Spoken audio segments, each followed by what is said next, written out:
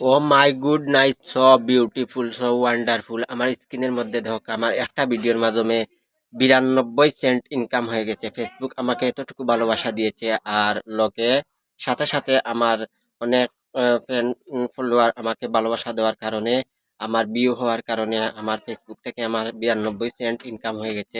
একটা কথা আছে নানি, দশে মিলে করি কাজ, হারি জিতি লাহি লাজ।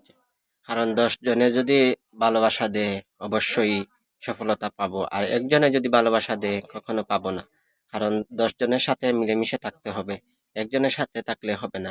কারণ ফেসবুক এমন প্ল্যাটফর্ম, একজন আরেকজনকে সব সময় সাপোর্ট করতে হবে।